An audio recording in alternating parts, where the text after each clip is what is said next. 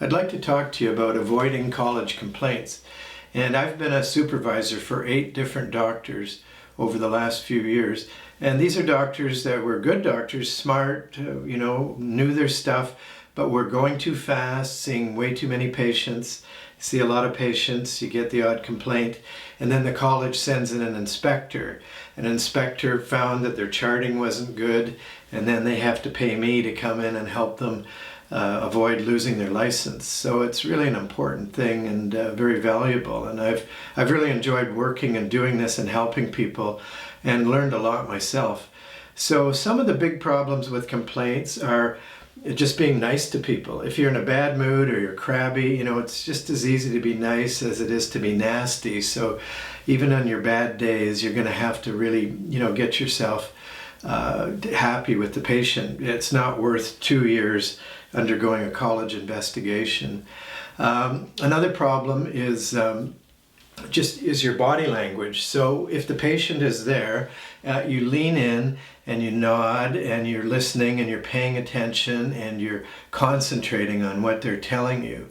And you don't cross your arms, don't cross your legs, be open, lean forward and nod. And then repeat back what they've told you and ask them, did we cover what you wanted to do today? Did we solve your problem today? So, and the best thing is to really shut up, because we always want to interrupt the patient, and we're trying to get them to go faster, and they may be meandering around.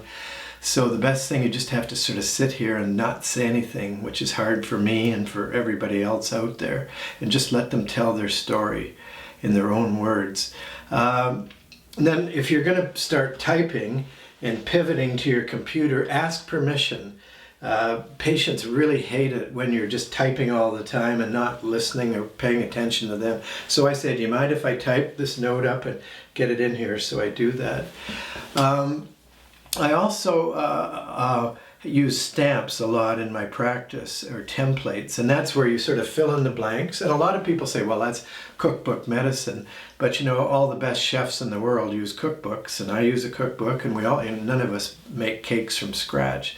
So it's okay to do that. And the prenatal forms that we use in our province are stamps.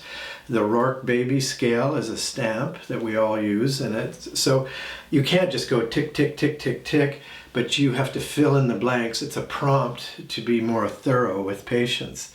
So that makes your charting really good and thorough, and each time.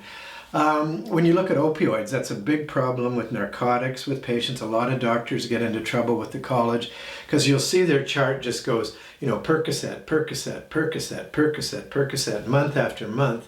And the college investigator goes, where's the control here? Are you examining the patient? Are you talking about how to taper these down? Are you doing other things for pain control as well, like meditation and physiotherapy and, exercise and that kind of stuff. So each time they come in to see you, you've got to do a history and a physical with them. Don't just sort of dish out the narcotics to them. That's when you get into trouble. And document properly. How is their back pain? What is it out of 10? Can they move forward? Can they move back? What's their range of motion? How are they coping? How's family doing? How's job? How are they doing financially? So you won't get into trouble with opioids if you're really controlling them. Another thing we look at too is follow-up. So if you can't solve their problem, send them to a specialist or bring them back. Like, the worst thing to do is to say, I don't know what's wrong with you, and out the door, because then they feel like the doctor didn't do anything for me. And if something goes wrong, it isn't even your fault. That's when they complain to the college. So what you do is just say, I'm sorry, I can't figure out what's going on here. Let's get you to a specialist, or we'll try some more tests and have you back in a week and try to figure it out at that point. So those are some of the tips to avoiding a college complaint.